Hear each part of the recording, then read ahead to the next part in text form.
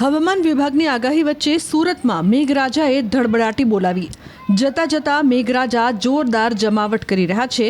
વહેલી સવારથી ભારે વરસાદના કારણે જનજીવન પ્રભાવિત થયું છે.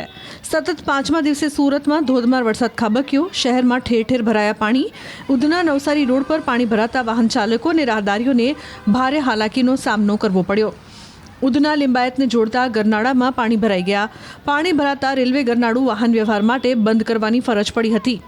વરસાદી પાણીનો નિકાલ ન થતાં ગરનાળું જાણે સ્વિમિંગ પુલ હોય એવા દ્રશ્યો સામે આવ્યા.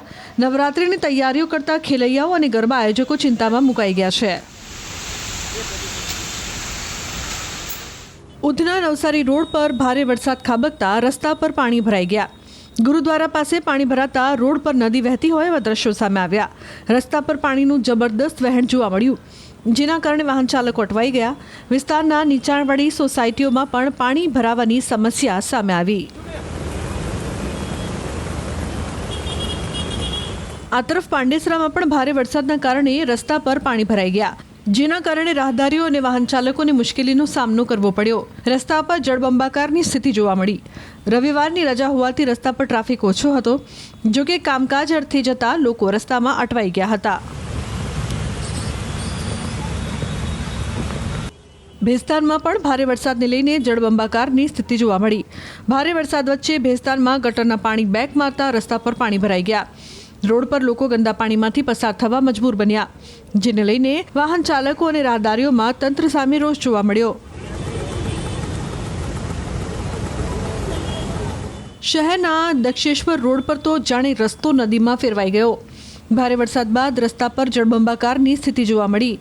રસ્તાએ નદીનું સ્વરૂપ ધારણ કરી લીધું, જેના કારણે વાહન ચાલકોને ભારે હાલાકીનો સામનો કરવો પડ્યો. કેટલાક લોકો તો અધવચ્ચે જ અટવાઈ ગયા.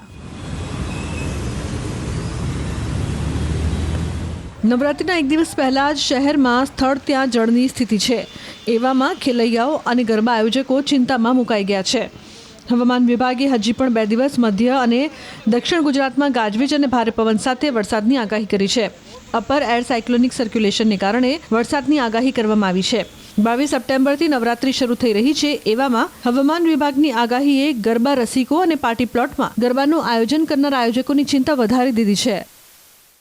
નવરાત્રિમાં વરસાદ અંગે જોવા જઈએ તો નવરાત્રિમાં વરસાદ ખેલૈયાઓ માટે વિલન બનવાની શક્યતા રહેશે. ગાજવીજ સાથે વરસાદ થવાની શક્યતા રહેશે. નવરાત્રિની શરૂઆતમાં ક્યાંક વાદળવાયુ કે છાંટા થવાની શક્યતા રહે, પરંતુ 24મી સપ્ટેમ્બરે એક મજબૂત સિસ્ટમ બંગાળ ઉપસાગરમાં બનતા તેની સીધી અસર પૂર્વ મધ્યપ્રદેશ અને ગુજરાત ઉપર થતાં તારીખ 27 સપ્ટેમ્બર 28 સપ્ટેમ્બરથી 3 ઓક્ટોબર વચ્ચે ગુજરાતના ભાગોમાં ભારેથી ભારે વરસાદ થવાની શક્યતા રહેશે અને હાજા ગગડાવી નાખે તેવી ગર્જના પણ થવાની શક્યતા રહેશે.